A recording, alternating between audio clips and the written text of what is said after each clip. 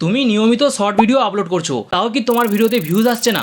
তাহলে তুমি এই মিস্টেকগুলো করছো, যার কারণে তোমার ভিডিওতে কিছুতেই ভিউজ আসছে না।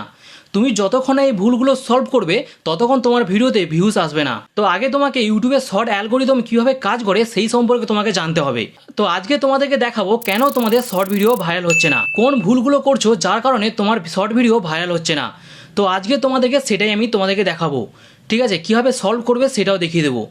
তুমি যদি এই ভুলগুলো সলভ করে নাও, ইউটিউব নিজে থেকে তোমার ভিডিও পুশ করতে শুরু করবে। তাই ভিডিওটা সম্পূর্ণ দেখো, আর চ্যানেলে নতুন থাকলে চ্যানেলটা সাবস্ক্রাইব করে যাও। তো দেখো, 1 নম্বর মিস্টেকটা হচ্ছে ইউটিউব তোমার ভিডিও প্রথমে কিছু সংখ্যক মানুষের কাছে পাঠাবে, ঠিক আছে? সেখানে চেক করবে যে অডিয়েন্স তোমার ভিডিও কতক্ষণ ধরে দেখছে। যদি ইউটিউব দেখে যে অডিয়েন্স তোমার ভিডিওতে 2-3 সেকেন্ড ধরে রেখেই বেরিয়ে যাচ্ছে, তাহলে ইউটিউব ধরে নেয় যে তোমার ভিডিওতে দম নেই, মানে তোমার ভিডিওটা অতটা ইম্পর্টেন্ট নয়। তখন ইউটিউব কী করে, তোমার ভিডিওটা পুশ করা বন্ধ করে দেয়। তাই প্রথম 3 সেকেন্ড সবচেয়ে ইম্পর্টেন্ট, শর্ট ভিডিওতে প্রথম 3 সেকেন্ড সবচেয়ে ইম্পর্টেন্ট। আর 2 নম্বর মিস্টেকটা হচ্ছে লং ইন্ট্রো। অনেকে আছে শর্ট ভিডিও শুরুতেই বলে hello guys, welcome back to my channel. তো এইটা তোমার সবচেয়ে বড় মিস্টেক।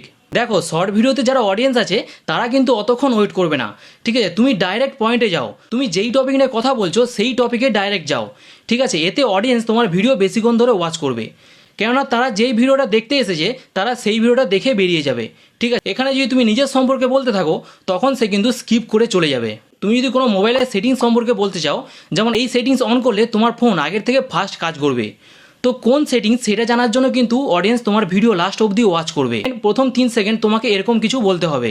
3 নম্বর মিস্টেকটা হচ্ছে স্লো এডিটিং। অনেকে আছে একই সিন 5-6 সেকেন্ড ধরে রেখে দিচ্ছে। যারা শর্ট ভিডিও অডিয়েন্স আছে তারা যদি তোমার একই জিনিস যদি 5-6 সেকেন্ড ধরে যদি দেখতে থাকে, তারা কিন্তু বোরিং ফিল করবে আর তারা ওই সময় স্কিপ করে কিন্তু বেরিয়ে যাবে। তাই তুমি এর পরিবর্তে জুম ইউজ করো, সাউন্ড এফেক্ট লাগাও, তুমি ভিডিওতে টেক্সট অ্যাড করো, ফাস্ট কাট ব্যবহার করো।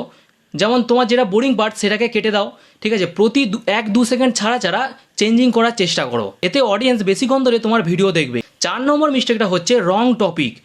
অনেক সময় ভিডিওর কোয়ালিটি তো ভালো হয় কিন্তু টপিক ট্রেন্ডিংয়ে থাকে না। তুমি যেই টপিক নিয়ে ভিডিও করছো সেটা যদি ট্রেন্ডিংয়ে না থাকে তাহলে তোমার ভিডিও কীভাবে ভাইরাল হবে? যেমন এখন চলছে AI tools, YouTube growth, YouTube tips, এই টপিকগুলো নিয়ে তুমি ভিডিও বানাতে পারো, দেখবে তোমার ভিডিও ভাইরাল হওয়ার চান্স অনেক গুণ বেড়ে যাবে।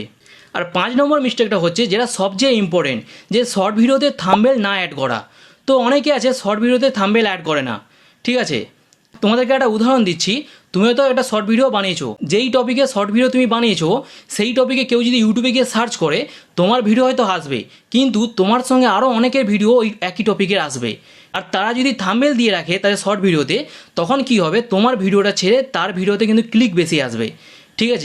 যেহেতু তার শর্ট ভিডিওতে থাম্বনেল আছে, ঠিক আছে? তোমার ভিডিও যতই ইন্টারেস্টিং হোক না কেন, কিন্তু তার ভিডিওতে বেশি ক্লিক পড়বে। তাই শর্ট ভিডিওতে থাম্বনেল সবচেয়ে ইম্পর্টেন্ট। শর্ট ভিডিওতে 80% ভিউজ এই থাম্বনেল থেকেই কিন্তু আসে, তাই শর্ট ভিডিওতে থাম্বনেল সবচেয়ে ইম্পর্টেন্ট। 6 নম্বর, যেটা বোনাস টিপস। ইউটিউব সবসময় কনসিস্টেন্সি দেখে, ঠিক আছে?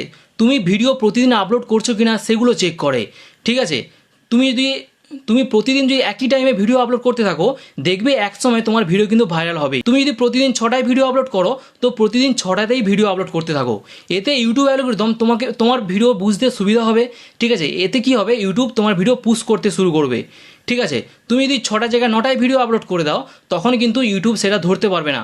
আর তখন কি হবে, তোমার ভিডিওতে ভিউজ আসা বন্ধ হয়ে যাবে আর ভিউজ কিন্তু ডাউন হয়ে যাবে। তো এই ছিল শর্ট ভাইরাল না হওয়ার আসল কারণ। তুমি যদি এই মিস্টেকগুলো অ্যাভয়েড করো, দেখবে তোমার ভিডিওতে ভিউজ আসা শুরু হয়ে যাবে আর ভিডিও ভাইরাল হওয়ার চান্সও অনেক গুণ বেড়ে যাবে। ভিডিওটা যদি ভালো লাগে লাইক করো, আর তোমরা যদি এরকম ইউটিউব টিপস পেতে চাও তাহলে চ্যানেলটাকে সাবস্ক্রাইব করে রাখো।